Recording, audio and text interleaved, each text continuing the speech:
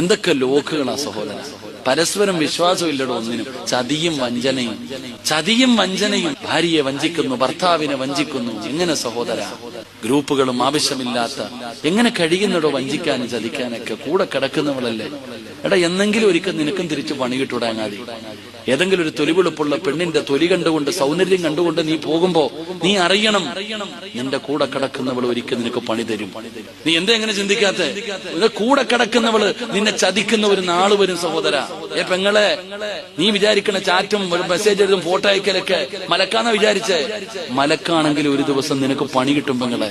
ഞാൻ പറഞ്ഞല്ല, ഞാൻ പിന്നെ പേടിപ്പിക്കുന്നില്ല വെറുതെ. അല്ലാഹു ഈമാൻ തരുമാറാകട്ടെ. പിന്നെ ഇത് കേൾക്കുമ്പോ ചെയ്തവന് ബേജാറായി പോകും, ചെയ്തവർക്ക് ബേജാറായി പോകും. ജീവിതം ഒന്നല്ലേ ഉള്ളൂ. ആ ജീവിതം അൽഹംദുലില്ലാ സന്തോഷത്തോടെ സ്നേഹത്തോടെ ജീവിക്ക്. പരസ്പരം മനസ്സിലാക്ക്. ഈ വരുന്നവന് വേറെ പണിയൊന്നും കാണൂല. അവന് വേറെ എവിടെല്ലാം പോകും. അവന്റെ ജോലി തന്നെ ചാറ്റിലും കാണലും ചിരിക്കലും മാത്രമാ. അങ്ങനെ കുറെ തെറ്റുകൾ നമ്മുടെ ഭാഗത്ത് നിന്നുണ്ട്. നമ്മൾ മനസ്സിലാക്കാൻ നമുക്കിതിന്റെ ബഹുമാനവും ആദരവൊന്നും അറിയില്ല. ഭാര്യയും ഭർത്താവും തമ്മിലുള്ള ബന്ധവും അതിന്റെ മഹത്വം ഒന്നും നമുക്ക് അറിയണില്ല. എപ്പൊ നോക്കിയാലും അടിയും വഴക്കും ബഹളവാ.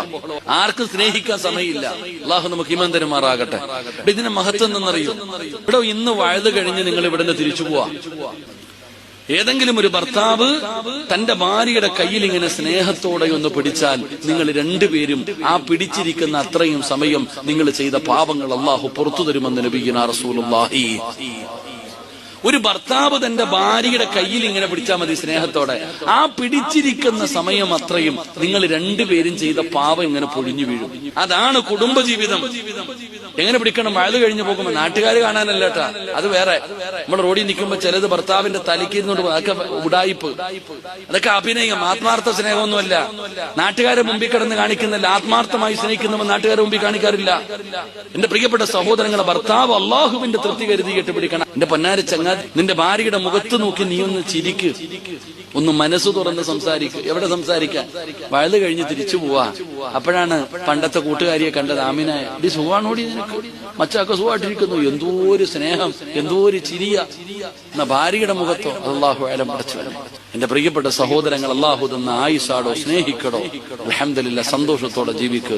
അല്ലാഹു നമ്മളെ സ്വർഗത്തിലും കുടുംബസമേതം ഒരുമിച്ച് കൂട്ടി അനുഗ്രഹിക്കുമാറാകട്ടെ. അതുകൊണ്ട് പരസ്പരം അങ്ങോട്ടും ഇങ്ങോട്ടും ഉള്ളതൊക്കെ കളഞ്ഞിട്ട് സ്നേഹിക്ക്. ഉടായിപ്പം തരികിടകളൊക്കെ ഫോണും വാട്സപ്പും മെസ്സേജും ആവശ്യമില്ലാത്തതും മുഴുവനും ഒഴിവാക്കിക്കള. എന്നിട്ട് അൽഹംദുലില്ലാ അല്ലാഹു തന്നതിനെ സ്നേഹിക്കാൻ പഠിക്ക്. ഒരു ജീവിതം തന്ന മനുഷ്യനാ നിന്റെ ഭർത്താവ്. സഹോദര, നിനക്ക് വേണ്ടി ജീവിതം മാറ്റിവെച്ചവളാ നിന്റെ ഭാര്യ. നീ അടിച്ചു പൊളിച്ചു പുറത്തു കറങ്ങി നടക്കുമ്പോ നിന്റെ വീടും നിന്റെ മക്കളും നിന്റെ മാതാപിതാക്കളും നിന്റെ കുടുംബവുമായി വീട്ടിൽ കഴിയുന്നവളാ ഭാര്യ. അവൾ ആദരിക്ക്, അവളെ സ്നേഹിക്ക്. അല്ലാഹു നമുക്ക് ഭാഗ്യം തരുമാറാകട്ടെ.